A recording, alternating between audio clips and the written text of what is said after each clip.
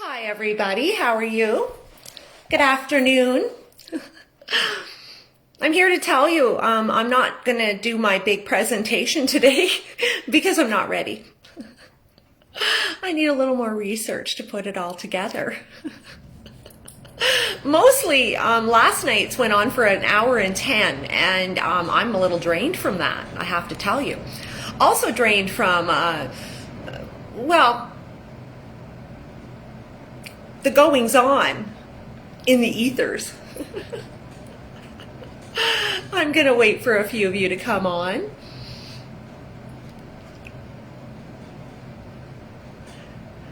It's been an interesting going on today, mostly because, well, I'm getting all sorts of messages, nasty ones, from people that aren't so keen on my statements of the other day concerning a gentleman, or not so much a gentleman, in Saskatoon in the freedom movement. And, well, let's just say I don't talk out of my ass, and I never have, never will. If I wasn't 150, let's say 500% backed up on every statement I've made, I wouldn't say it. Never. So that's all I'm going to say on the matter. I'm not sure how people think I would actually roll over on the things that have been done to me in the past. But what I did for months and months is collected. And my experience with No Masks Saskatchewan taught me a lot about the people I was dealing with around me that claimed to be on the side of freedom. But I found them working on the other side because they were never working in the interest and did everything they could to make sure nothing could grow. I've watched it. And when I came out with the statement about RB the other day, that was months and months of careful consideration, and I'm armed to that with evidence. On my phone right now, I think I have 13,000 photos. I do. I had to delete again today just so I could operate. I take photos of everything, but I also have a lot of people out there who see, I'm not involved in any of the groups anymore. I don't do that. I am out of it all. I blocked most of the Saskatchewan Freedom people in November because of the games they were playing in my group. It was ridiculous. And I'm a professional, marketing career, built an industry in hemp from the ground up. I worked on legalizing it. I sat on the board of directors of Saskatchewan Trade and Export Partnership. Yes, I did. And I've been the grant recipient a couple of times from the government when I was still their little princess. You see, when I came to the province, I was doing hemp, and that was big for them. It wasn't until 2008, a few years after I'd started my magazine, and I was getting very political. And that's when I was on the board. My problems began then, and the more political I got, well, it started with a GST audit on one of my entities, and then it became another, and it became another. My accountant basically told me to shut up if I didn't want a hassle, and that's what was going on back in 2008. It's when I first started talking about solar radiation management. I was referring to geoengineering of the Chinese Olympics. I was calling out what was going on in China and the fact that everyone was romancing them and forgetting who the CCP was. The Olympics was on, and of course in China they covered up melamine milk and fed it to all the athletes. So again, I've been through it, and through that experience I even had my car sabotaged in Toronto on the street. So see, I've been at this with the globalists for quite some time. in 2010, they exhausted the hell out of me. And honestly, I didn't understand all what I do today, which is why I took 10 years to get better. And what I did throughout that time when people thought Martine had failed and died and all of this, I was actually arming myself and learning about what had happened in that time. I sold one of my entities in that time, and I didn't understand again about the globalists, and I sold it to a globalist who dicked me over for payment on a very, very kind deal, and ended up me going to court. They sued me and all of my 3 entities at the time. These things kicked the shit out of me. They did. And by 2010, I was done and completely exhausted. I let go of the magazine because financially I couldn't keep it afloat. Because even in my industry, all of a sudden I show up at a trade show and my full page advertisers, like I had corps in there. And it was clear they were told they will not advertise with me. And see, that's where I started to get the beginning picture of the global order that I was missing. Like I could always sense a private club, and it was true. Again, I didn't understand it, and I wouldn't have understood it till years and years and years more research. And then of course the lockdown. So when this all came down last February, it was like it was in my bones. I knew I had to get on, and I did. And that's when I started doing my videos. And I'm looking back now, it's about 170 of them. So there's a lot on YouTube. I wasn't so comfortable talking. It was really a big thing to work up to doing those. A lot of nervousness because I kind of lost a little bit of my jam. And again, that shit kicking, I call it, took a toll on me. It made me even run to South America. I did. I ran away. I highly recommend it. It works. It began me on the journey to healing.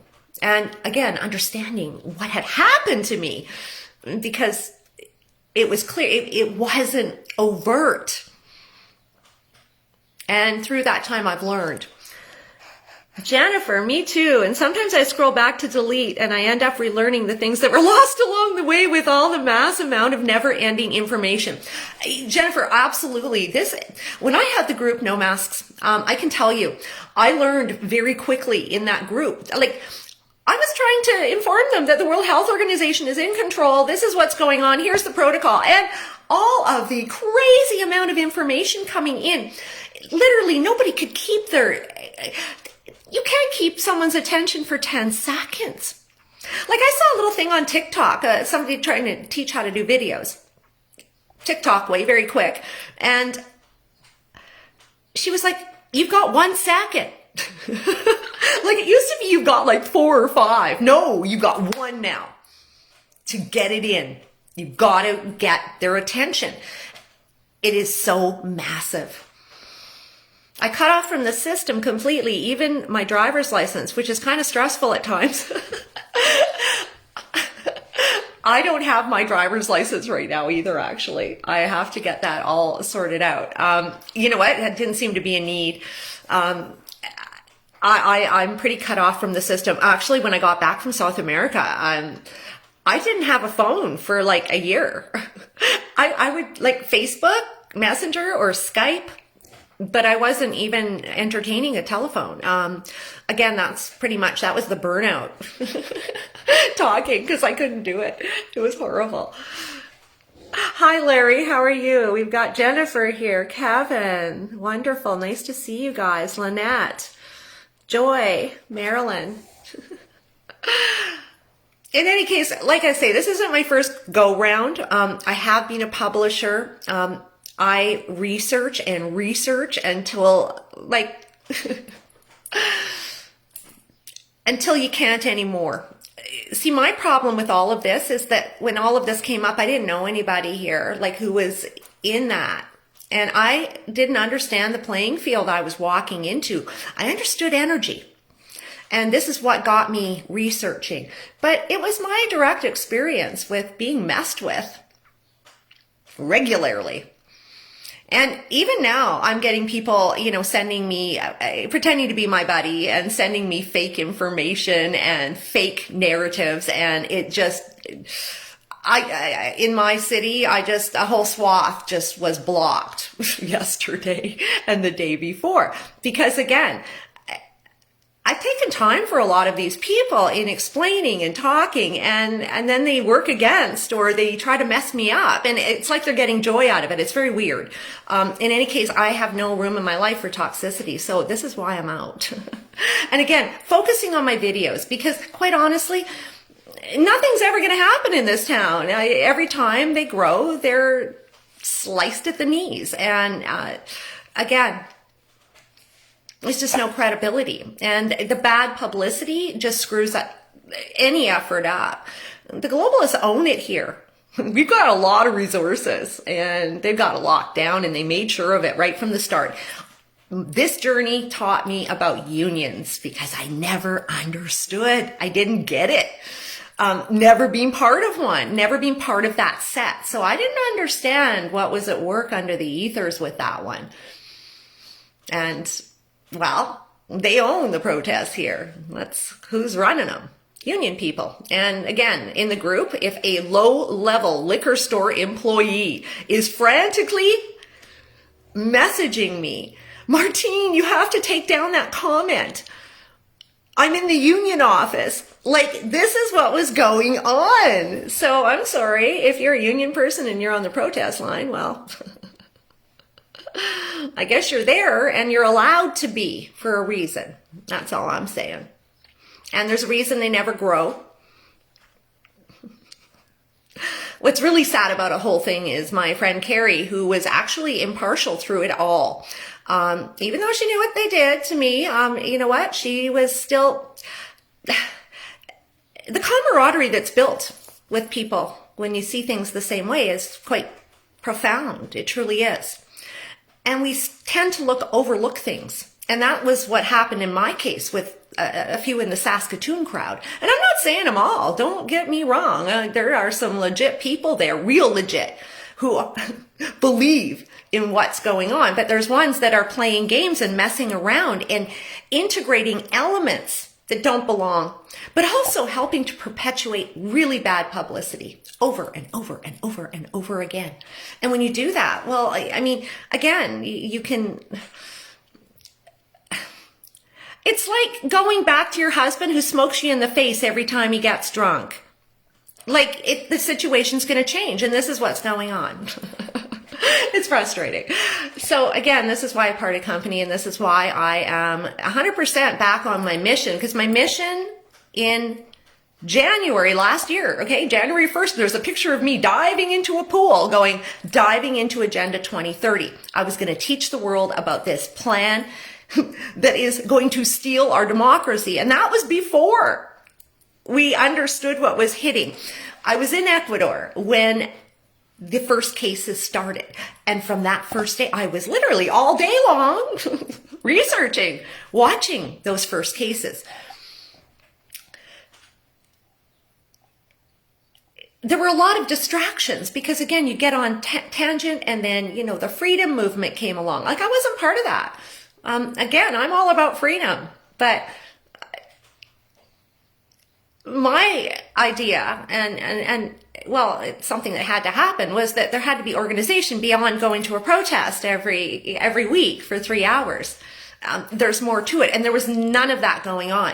And every time I tried to get it together, they didn't want it, and they were pushing me out. And so this is what went on. And then, of course, you know, the crazy flat earth guy showing up with flat earth on his car, women coming to me going, Martine, I can't come here. Like, I want to support you, but I can't do it. Like, again, going nowhere. And sabotaged as far as I was concerned. I've spoken about it quite often, but not for a while. And, you know, I hold things under my hat until it's time. I've learned patience in this 10 years. That was my worst attribute. I had no patience whatsoever. It was now. But now I'll bide my time and collect and collect and collect. Because that's what I do. You know, it's sad because, a friend of mine, she was, again, through and through, amazing through it. And they put up a post about her today in the groups that she betrayed them and she was a saboteur. And the thing is, she had their back the entire time. I felt absolutely terrible for her, but I was trying to explain the true colors of these people for quite some time. And, well, they came shining through for her. Because again, she had been in touch and never shared stuff that was, again, between them. She didn't backstab. She didn't talk about them. In fact, it was something that we talked about very briefly. And it was clear to me that it made her uncomfortable, so I backed off. I knew she needed camaraderie here in Saskatchewan because honestly, I don't plan to be here forever myself, right? Less and less. I don't even know if I'm going to be in the country because, again, as far as I'm concerned, this is quite untenable. And again, we're not seeing any progress. People don't want to be free because people don't even understand the true meaning of what being free truly is. And I'm sure I like the entirety of being free. I don't like camping. I've said that a lot, Jennifer. The fact that you see, I always exercise my freedom. I never waited for a travel partner. If I ever waited, I would have never done anything because everybody would jam out. And my kind of trekking was backpacking. Like I just wanted to dive in. So I didn't find people who wanted to do that very much. So I went off and did it myself. They talk about the freedom, yet they've all played out the same role in their lives. I mean, they're doing the family thing. They're doing the program. They're in the program. And now they just don't like this new program. And they're going to be forced there. They are. Because it's happening through the corporations. And we keep talking about this. Vanguard, BlackRock. They hold the cards.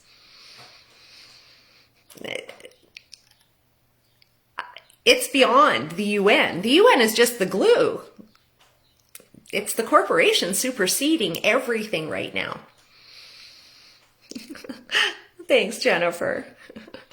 People don't, I actually spoke about this too. Like a lot of, when I was getting hammered on Instagram by the pro-maskers, and a lot of them were young, like 17, 18, 20, 21.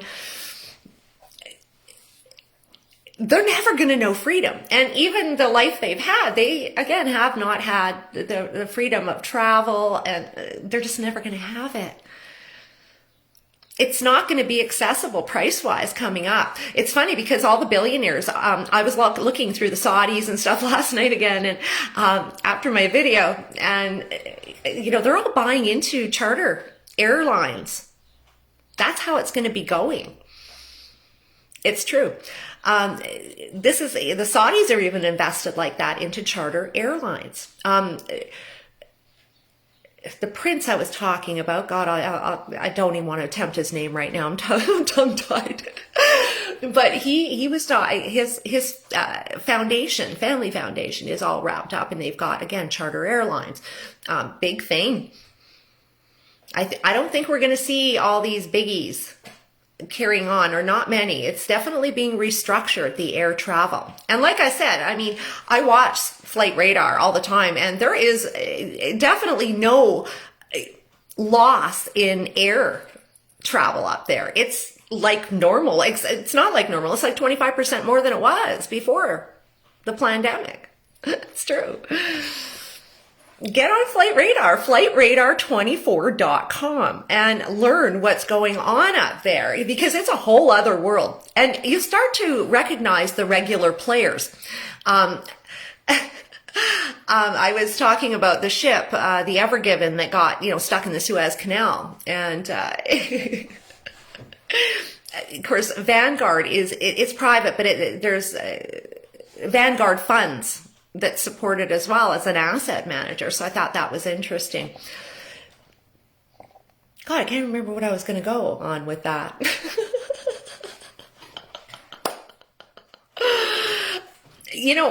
I want to get onto one thing today because it really caught my eye on social media. And it is a guy, and he was at Calgary Freedom Rally, and he was speaking. And I caught it on social media, and I thought, well, we got to talk about this, because this is going to be a bit of my lead-in tomorrow. I'm going to be talking about these companies, in addition to my introducing you to more Agenda 2030 terminology. So the Calgary Freedom Central on their Facebook has this guy who he had escaped from forced confinement camp up north, tar sands. I think it's pretty interesting. So I thought, hey, let's turn this around and get you all set up, and I'll get you to take a look at this little film and tell me what you think. Okay, let's get you there. All right, let's go. Pretty nice to meet you guys. Some of you guys might know me and seen my story and stuff. Hold it. Oh, sorry. Some of you guys might know me, and some of you might have seen my story, but so what happened to me, I'm not really going to get into the details, but I was held against my will at my work. They tried to force testing on us all, and before I went there, I said, are you guys going to be COVID testing? They said, we cannot force you to COVID test. Just come out here and work for 30 days. So they flew us out there on a plane. We landed behind the gates and stuff. And immediately when we got off the gates, they said, everybody line up for COVID testing. So I snuck away, went to my room, went to sleep, just ignored it. And the very next day, they came and tried to harass me about it and stuff. I tried to fight it. I said, you guys told me that you're not going to force me to COVID test. They said, we cannot force you to COVID test, but you can get out the gates right now if you don't. And where I was is about a 24-hour walk. They wouldn't give me a bus. They wouldn't give me a plane. So I was backed up against a wall. There was no taxis, no buses, nothing like that. So I just complied with them. I started getting COVID tested. So it was supposed to only be one time that they tested me for the whole shutdown I was there. And before the first week was over, they started saying, we're going to have to test you guys once a week. Before that 1 week was over, it was every 72 hours. Before that 72 hours was over, it was every 48 hours. And then I tested positive on one of the ridiculous PCR tests without being sick, no fever, no symptoms. And when they tried to bring me to isolation, I refused their medical treatment. I said, show me the gate. I want to go home. I quit. They wouldn't let me leave. They held me against my will. They wouldn't show me the gate. When I finally found the gate, it was locked. They had all my badges that you have to scan to get out. They would not let me leave. They threatened me with jail time. They threatened me with calling the RCMP. And they told me I was going to be blacklisted from my career for life. It was supposed to be only for the pandemic, but they said, we're not going to let you back even if the pandemic ends. So I've officially been blacklisted. I only worked 2 weeks in my field, and they blacklisted me. They canceled all my jobs going up to next October. And the way that I got out was from people like you guys. And I just want to thank you guys for having me here. This is my first time in Calgary these last couple days. It's an absolutely beautiful place. Like, it's absolutely beautiful. You guys are amazing. And it was my Facebook friends that I don't even know in real life that came and rescued me. And together we ended up rescuing 3 other people from the camps in the same manner. And basically what I have to say to you guys is that your jobs and stuff, it's not worth it to stay in these jobs because you're not going to get paid once they start the COVID testing and vaccines. It's ridiculous because they said you would go back to work after the quarantine. Some of my friends are still in there. 24 days now, they've been not getting paid. And it's ridiculous. Yeah, they don't pay you. Yeah, it's tyranny. Yeah, it's totally tyranny. But so what I have to say to you guys is if your workplace is going to start these pilot programs for COVID testing, like they had people 24 hours a day waiting for this to happen. They told us in the beginning that they were going to shorten the shutdown to 24 days, and they took all our days off and made us work 12-hour shifts in preparation for this to happen. So we knew before we even started working that there was something fishy going on. Totally. So basically what I have to say is all my friends and stuff, they were like, well, I don't want to lose my job. I don't want to do this, I don't want to do that, but they're not getting paid anyways, you know? And because I refused the test, they blacklisted me right away. They sent me home eventually, but I had to find my own way home. So it was absolutely a disaster. And basically, silence is compliance. If you guys are there and you're just like okay with it, like it's not okay. You're complying and you're adding to this agenda. Our corrupt government, I don't even believe they're actually in power legally. I think that it's totally illegal. Illegitimate. Yeah, it's illegitimate. Are they finally listening? They don't have the Woohoo! qualifications. They don't have any of the support. They're just bullying us around. And More people have died from suicide than COVID. oh, totally, I believe it. You know, it messed me up being in these isolation camps. They fed me garbage food, like plain barley. And because I didn't comply, I got plain barley, frozen vegetables, rotten lettuce, coffee grinds in my coffee every day. Like, they did feed me, but they fed me such horrible food. And then I would send the pictures to my friends who were waiting for their dinner. They'd say, "What's for dinner tonight?" And I'd show them. And then an hour later, they'd say, "Well, that's weird. I got steak." And they'd send me pictures of steak, baked potatoes and stuff, chocolate bars and stuff like that. So they fed me pork fat and rotten lettuce and stuff, rotten fruit. It was absolutely horrible. And I had no recourse. They actually also held my approval to leave. So I got put in on the 11th. I had to write to the AHS for an approval plan. And on the 12th, it got approved, but they didn't give it to me till the 16th when I demanded the RCMP come and help me get out. So it was 5 or 6 days they held me illegally, and it's happening everywhere. And if you guys know anybody, you have to speak out because they need help. They might say they don't mind being there, but they need to get out of there. Like the people I rescued were, when I was leaving, there was a woman that was crying outside my window. She was begging her boss to get her help to get out. And everyone was laughing at her. There's like a smoke pit you can go to. And they were all laughing at her. And I went out and talked to her. They started laughing at me. And the biggest thing that you can do, guys, and I'm going to give you a piece of advice, is if you see people that are in power, you look them right in the eye and say, "How can you do this? How can you live with yourself for money to do this?" Yeah, I said, you couldn't pay me enough to lock this lady up who's crying her eyes out, who's not even sick. She didn't even test positive at all. Like, yeah, totally. Okay, so this is 24 hours walking from anywhere. So it's people like you that saved me. Like, No transit. This is my first time speaking in public, but you guys are all my heroes. Like, literally, I had nobody come and help me.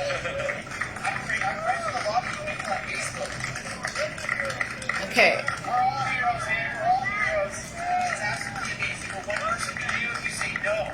Like, just like this guy said, you know, he taught me my rights and stuff, and I used them, and they didn't let me go, but I could have left. It's just I would have had to walk for 24 hours. But, yeah, it's just absolutely insane. But you guys are my heroes, and everybody around the country and the world who's doing the same stuff, you're absolutely admirable to the rest of the world. And there's a lot of people asleep, but hopefully our stories are going to get people awake. Like my mom, who has always been a denier of this stuff, when she was seeing her son locked up and just freaking out, she changed. She's a believer now. She's totally sharing all the stuff, and it's a victory for me. Because now I have somebody in my family that's actually a freedom family member. But anyways.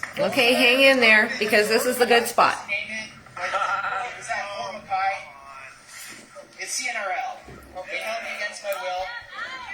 And the security guards were total Nazis. They threatened me with violence. I've got video of it all. The nurses played head games with me for days. And yeah, they actually ended up shutting down that camp there for the isolation. They started shipping everyone out by the busload. So when I was there, it was every 5 days the bus would come and you'd be able to leave if you were done your quarantine and go home. And when I spoke out and I started saving people from it, they started shipping in bus after bus after bus, and they took everybody out of there. So I took it as a win, but they have them at other plants now too. Like I was supposed to work at the Suncor plant, and they called me and said, "You're not going to be working here now because you refuse COVID testing." So there's a whole bunch of stuff going on. And, you know, they're doing the 72-hour testing now, starting on the 26th tomorrow. I got a tip from somebody. So it's, don't do the rapid test. They'll get you. Okay. I thought that was really important to check out because it was important to hear the whole story. But I wanted you to hear the end about the companies that he's working for. Now, CNRL, Canadian Natural Resources, that's Alan Markin, okay? Suncor, that's William Buffett. Now, interestingly enough, both of those companies have Saudi money that was infused. They do. Sovereign Wealth Fund, I believe. And I'm going to come up with more because I just came across that yesterday and I thought, wow, okay. See, now, Canadian Natural Resources is, there's a picture of Bill Gates, Warren Buffett on a plane going to see the tar sands in 2008. And I remember I researched it way back when, and it was them going to the tar sands and Bill Gates quoting, "It's neat." That was the one thing he said to the papers. But what he had done previous to that was that they were attending the Petroleum Club in Calgary. And again, I did my research on this way back when. And right after that, Alan Markin, so again, Flames owner, okay, Canadian Natural Resources, but then he also started a foundation called Pure North.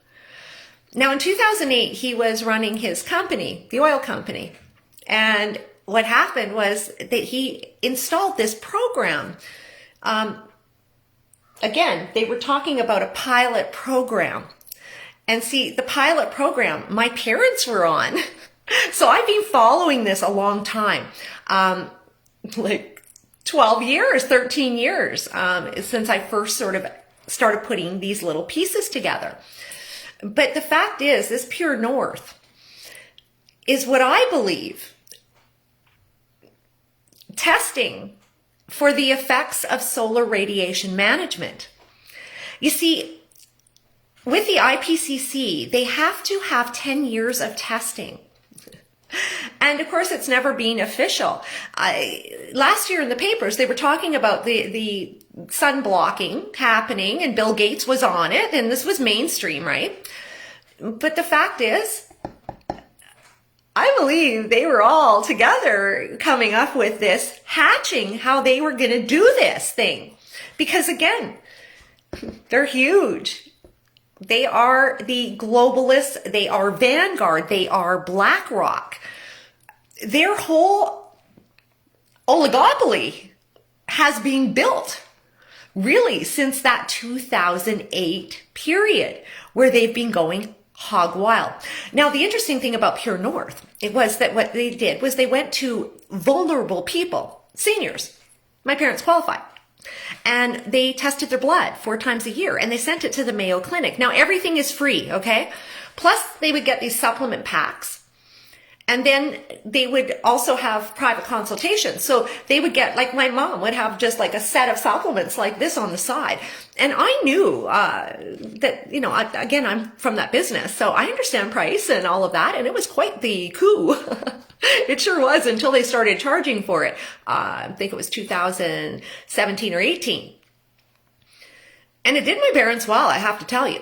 But the interesting thing about Pure North, and how I'm pretty sure they were actually testing for solar radiation management on the effects on the blood. Well, number one was the chelation, that again, they did heavy metals testing on my parents. And that for me was the clue. There was something up there. And then put my mother through chelation therapy. So I was pretty, again, hip to, again, what would you need? You would need chelation therapy for the effects of the chemical toxins. And I've got those tests. So I'm going to share all this coming up. But the interesting thing, and what sealed the deal for me, because I knew in the back of my head, the IPCC, they need 10 years, right? I've seen it written in other places over the years. Well, in March, as soon as the pandemic is on, Pure North closes. They had projects all over the province, but they also had scandals too, right? They did have scandals and a lot of inappropriateness going on in terms of funding and financing from the Alberta Health Services.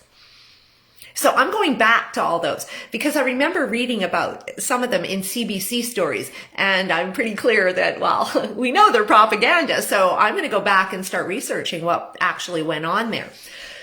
In any case, the oligopoly, again, is keeping this. Again, these people are like a pilot program up in the tar sands. You get up there, they tell you, oh, you don't have to COVID test. You get there, you have to. And you are held prisoner. The thing is about the camps, I mean, again, they're in the middle of nowhere. You can't just leave. So a lot of people, he wasn't the only one. He wasn't a one-off. There were other people that he rescued, calling it rescue, and that didn't understand what they were working with now. Because when you're working for these companies, Suncor, Warren Buffett, okay, these are the masterminds of what's going on right now. And CNRL, well, you got to know that these are the key globalists in the world running the show. And this is the new system. This isn't, again, just for a pandemic. They're making sure their investments are absolutely secure. They are. It's a level of security coming into these plants. And, okay, they fly an X amount of guys. All of a sudden, 10 get sick. And then all of a sudden, everybody gets sick. Now, they can freely move you in and out and ensure you're not contaminating the other workers. They have so much control. I mean, they already had control up there, but now what happens too is like this guy's just on a shutdown. It's a little different. But for the ones that are regular workers that, head up there, they go up for their 2 weeks. And now when they go home, they have to quarantine because they're expected to stay away. They don't have to quarantine, but they have to do the regular testing. So it will actually be impactful. And what happens is their families are expected to, keep the bubble for dad. So even the family has become a conduit of these megacorps. You can't escape them, even with that cherry work they used to have going up north. It paid so well, right? Big bucks. And now they're going to make them work for it. It's like the athletes, and this is what people aren't understanding. It's a coup for these team owners like Alan Markin, the Flames. Of course it is. Why? Because after a game, they're not going out getting shit-faced like they used to. They're not going up and picking up waitresses and, getting somebody pregnant or, a scandal, whatever. There's none of that because when they're in game, when they're in play, now they're actually owned the entire time. So for that season, in their bubbles, not to mention, they're now like stock horses, okay? Because they have like a stock law, you're going to have like the veterinarian going and checking them all out all the time. And they do that with the testing, but they will have medical care. I've read a lot of articles about what's going on in that regard. So again, these corporations own you. It's insane. Beyond. And now, the push into your home. I'm a big believer of working at home. I truly am. I honestly, I don't do well going to work. Never. I find it very distracting. I like my own environment. So right now, what it goes along with the work is as well software installed in your computer that keeps them, again, onto you all the time. Again, getting you used to the fact that you will never have privacy. Like this is going to be a thing of the past. The whole hydroxychloroquine thing is another lie within the truth. When taking this drug, it causes you to be highly sensitive to electromagnetic frequencies, along with other immune disabling effects. Psychopaths. You know what? That's the truth. And I've tried to explain about hydroxychloroquine to a few people. They don't want to hear the truth. Isn't it funny how that works? If it's not the truth they want to hear. I went to Central America when I was 18 and I took the anti-malarial, which is hydroxychloroquine, and it was a horror show. I can tell you. I had such bad nightmares, I stopped taking it. I took it for about 3 weeks for my first 3 months. And I said no more. It did not go over well with me. And again, I have immune compromised things. So yeah, it was not a good fit for me. Again, people going on about, this is like a wonder drug. Again, it has no side effects. It has psychological side effects, dream side effects, all sorts of weird side effects. No, it's not, to me, the optimal choice for sure. It's, I have a friend in South Africa right now. If people are afraid to go to the hospital, they're petrified, if they get COVID. So what's happening is a lot of people are treating people with ivermectin and injectable. That's what they're doing, and they're saying it works. It does. They have a whole other, again, they've got mosquitoes and they've got this malaria thing going on. And the interesting thing about the hydroxychloroquine, the adromycin, they are antiparasitics. That's interesting. Why is it that these antiparasitics have a profound effect on this? Is it parasitic in nature? Something to consider. Especially, who was it? Juan today on his live, he was talking about the mosquitoes, the GMO mosquitoes being launched in Florida. And that was happening in South Africa too. That's what Lorna told me. So, and of course they have these variants emerging. Military going into New Brunswick.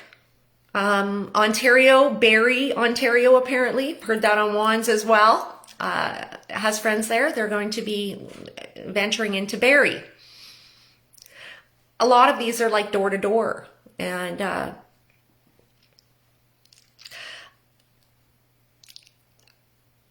I believe that the is going to be the source of a lot of issues, and I've seen it already on social media. Of course, on this platform, we can't share it. It's over on Telegram at Unmask the Fear.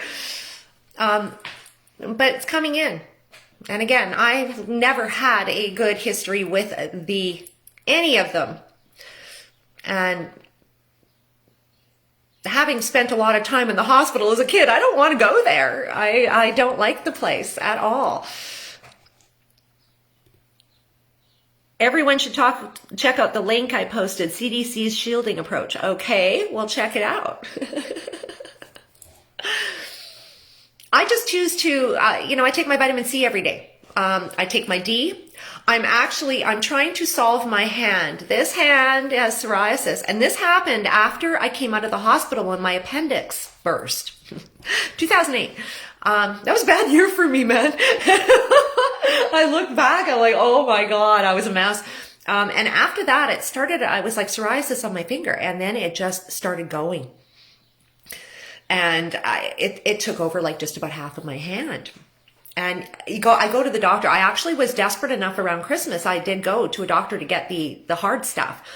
And quite honestly, it didn't do anything. For $250. My own concoctions, Tamanamu oil is my latest, and it's totally taking it down. And I was even getting it in here and stuff like that. So like, yeah,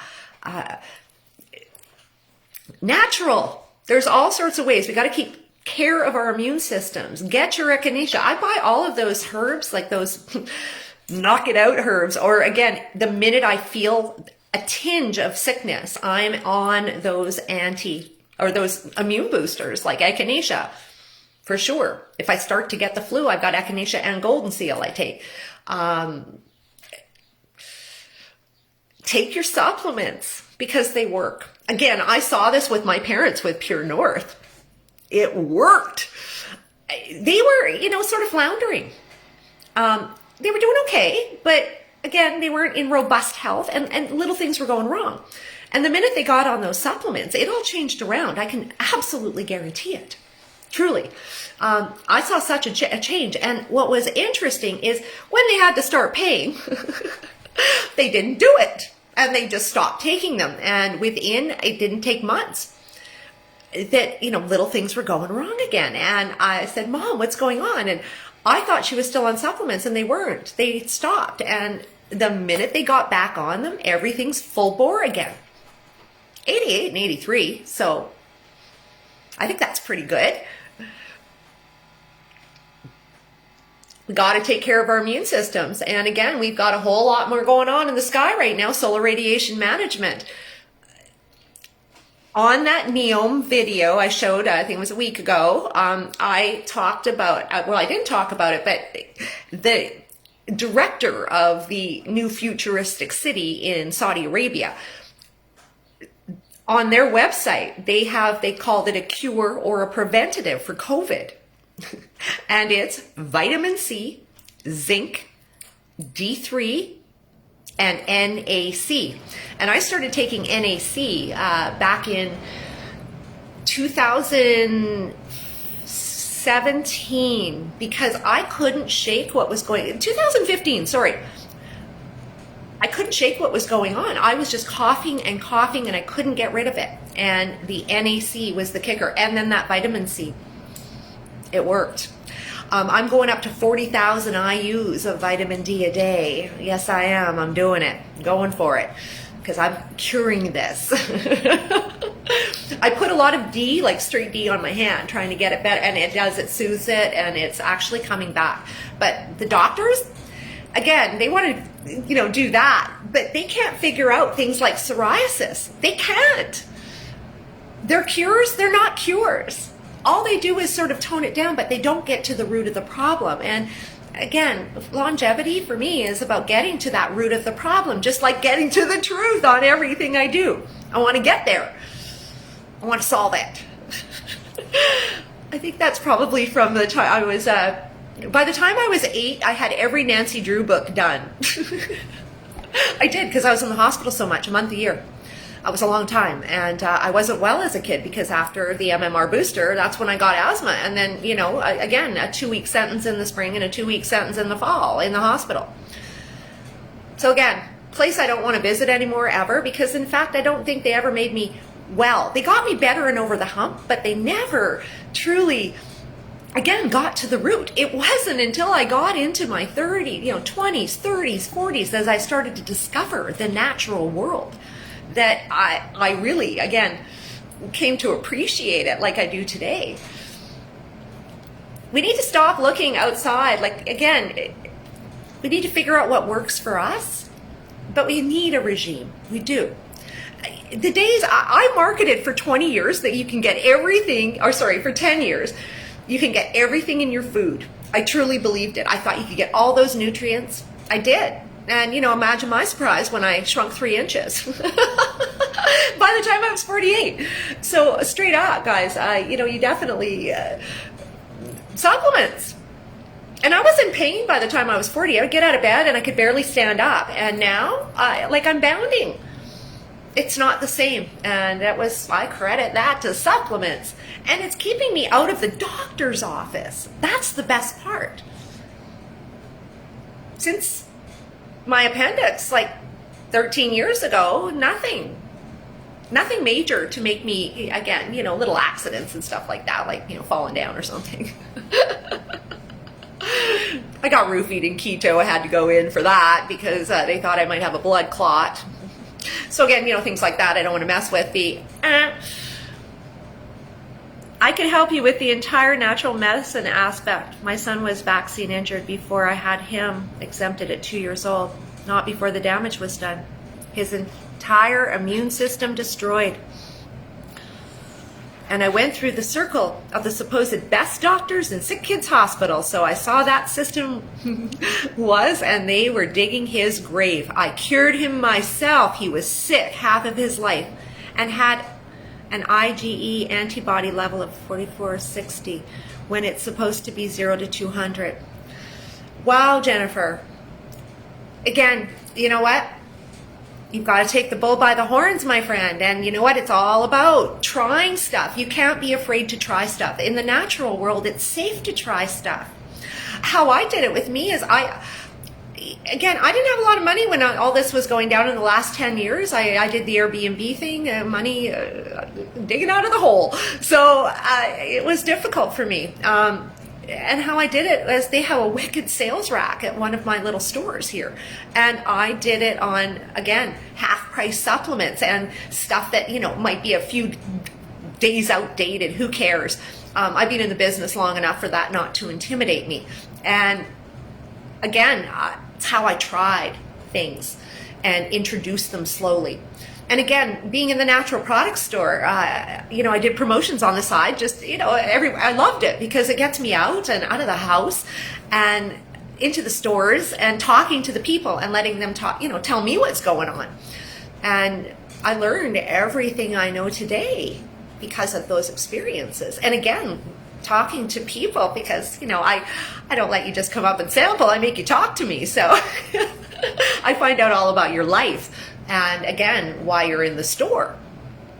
and what a difference it's made in your life. I always like those stories. It makes me teary. Hi, Les. How are you doing? He's turning 17 now. Good for you. Bravo. Bravo, Jennifer. Seriously. Oh, it makes me cry. Truly. I hear these success stories. I remember back in, I think I was 23, 24. I was just going to get married. And a woman, a friend of my now ex-husband, she was into natural. And her son had really bad, well, they wanted to put him on Ritalin. He was hyper as hyper. And causing a real ruckus wherever he went, and he certainly did. He really did. I can contest to it.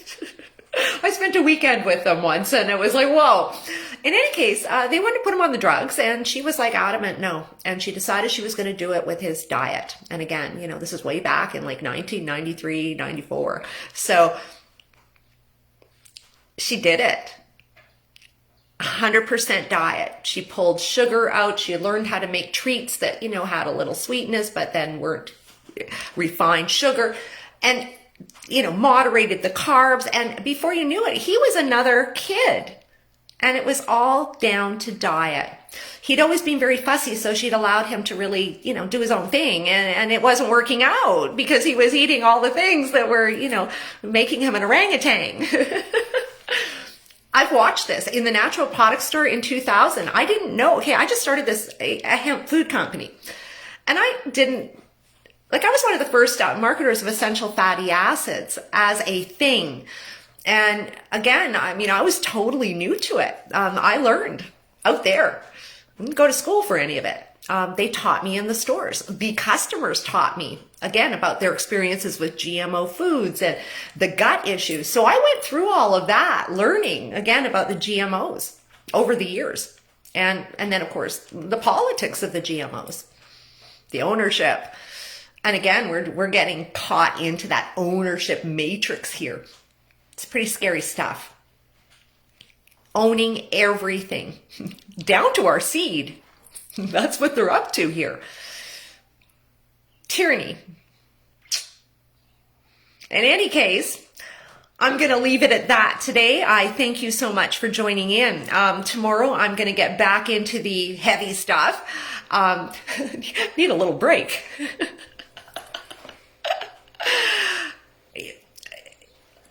It looks easy, but last night, like, we were all lined up like that, and it's like boom, boom, boom, boom, boom, let's go. And I'm enjoying putting together these little presentations because I think we go a lot more in understanding than just listening to me. I need you to hear from other people that are the experts, and again, where I'm getting my information, and that's just basically.